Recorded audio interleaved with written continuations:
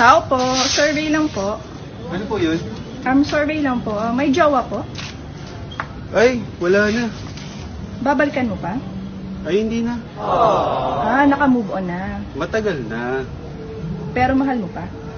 Oo, kaya lang. May mahal na siyang iba. Sige, alis ka na. Pare-pareho nga kayong mga lalaki. Pare-pareho pala eh. Bakit namimili pa kayo?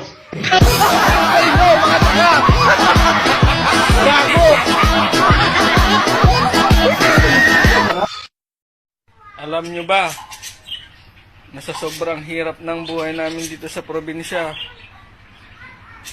saluyot na lang ang inuulam namin buong maghapon. Sa umaga, lo sa tanghali, yut sa gabi, saluyot.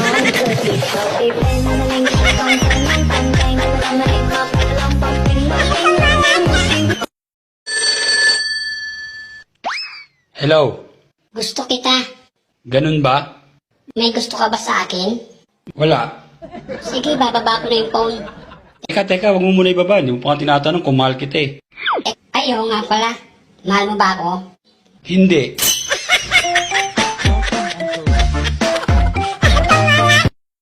Babe, simula ngayon, pinapangako ko, hindi na ako mambababae.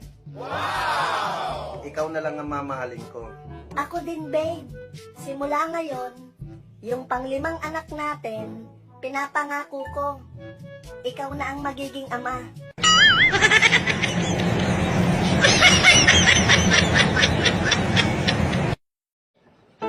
Para sa mga lalaking sinaktan, pinaasa, pinagpalit, iniwan, okay lang yan. Kaya nyo yan. Laban lang. Di ba babaero ka naman?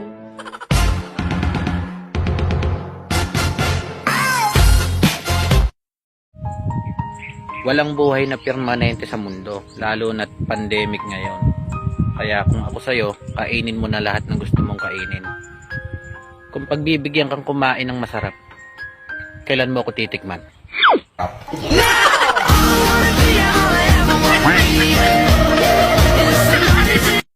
Hoy! Wapis Rakuse! Ayaw, di ma! Ikaw tong tanga-tanga. Katok ka ng katok sa bahay, di naman ako doon nakatira.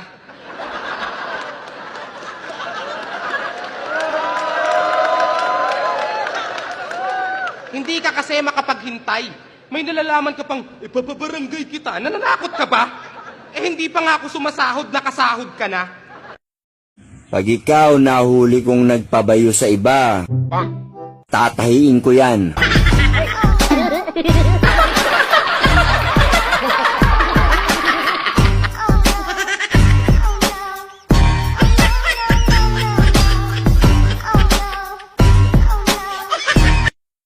Ang mani, pag tititigan mo, pangit talaga. Pero masarap sa panlasa.